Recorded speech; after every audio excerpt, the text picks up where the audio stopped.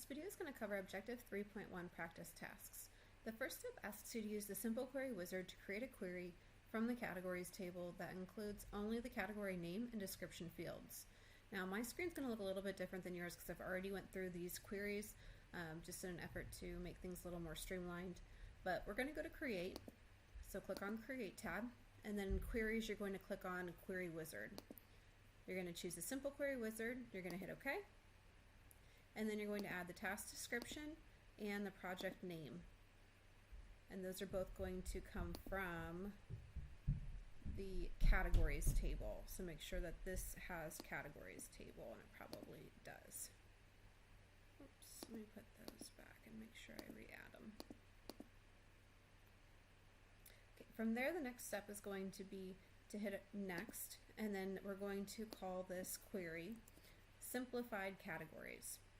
So type in Simplified Categories, and I'm going to go ahead and hit Finish, and then you'll see Simplified Categories pops up over here on the left. And if you wanted to stretch these out, you can hover and double click in between the columns if you needed to once you get that double-headed arrow.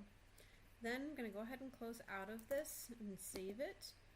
Then the next step asks you to use the Query Designer to create a select query based on the products table. Add the fields product name, category ID, and unit price, and sort the category ID field in ascending sort order. So we're going to go into Create. You're going to click on Query Design.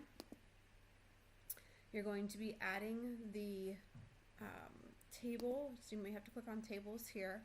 You're going to be adding the products table, so you can double click it, or if this screen here, this menu, may actually appear in the center here in a Show Table dialog box. It just depends on what version of Access you're running. So either way, you're going to add the products table just by double clicking it, and then you can close out of the Show Table dialog box or that window that may have popped up, and you're going to double click the following fields to add them down below into the design grid.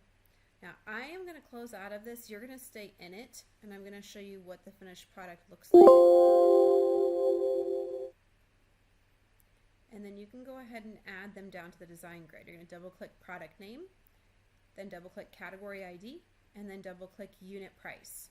Then you're going to click right underneath category ID and hit the drop down menu. You're going to choose an ascending sort order. And then you're going to go ahead and hit save, and you're going to type in products by category, just like you see it here. Products by category. After you've saved it and typed that in, you're going to save a copy of this query. So you're going to go up to File, then you're going to hit Save As, Save Object As, Save As again, and then you're going to type in Update Product Prices. Update Product Prices. And then from there, go ahead and hit OK. I'm not going to hit OK because I already have this query. And you are going to get something that looks exactly like what you had before. Go ahead and stay in that one, the products by category. I'm sorry, update product prices. Still in there, you're going to delete two fields down here.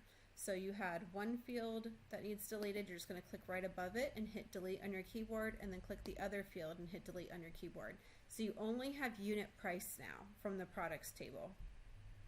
With unit price down here in your design grid, you're going to change this query into an update query. So you're going to click up here where it says update. So click on update, and then you're going to go down to where it says update to, and we're actually going to make this a query that increases unit prices by 10%.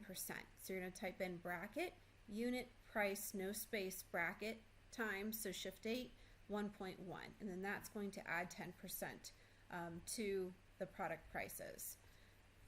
You're going to go ahead and hit run. It'll say that it's updating 77 rows. Go ahead and hit yes. And then you can close out of that query. You can save it if it asks you to save. And then you've had the update product prices update query. Then from there, you're going to use the Query Designer to create a select query based on categories, products, and suppliers table. So you're going to go up to Create, then click on Query Design again. And once you click on Query Design, you're going to add those three tables: categories, products, and suppliers.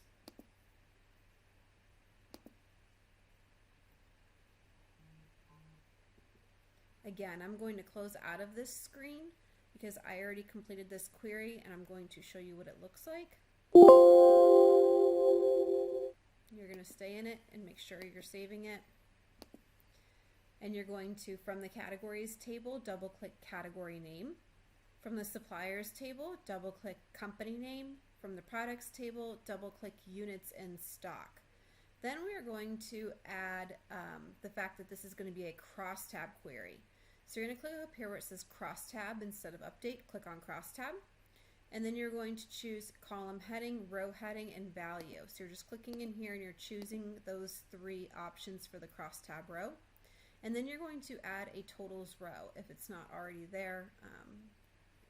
Group by, and then this one's going to get changed to sum. So you're going to change that to sum. Once you have everything set here, you can run it or hit Datasheet View, and it'll show you what it looks like in Datasheet View. Then you're going to hit Control S, and you're going to type in, just like you see here, units in stock by supplier and category. Once you've got that typed in, go ahead and hit OK. Then the next step is going to be to use the Query Designer to create a select query based on the tasks and projects table. Now the book doesn't say what to save it as, but we're going to go ahead and save it as projects and tasks. So again, go to Create, then hit Query Design, and then I'm going to open up mine that's already finished. And you're going to add, you'll have again that dialog box open over here or right here, the window. And you're going to add the tasks table and the projects table. Then you can close out of the window, you don't need that anymore. And then from the tasks table, you're going to double click task name, task description, then from the projects table, project name, and then from the tasks table, task completed.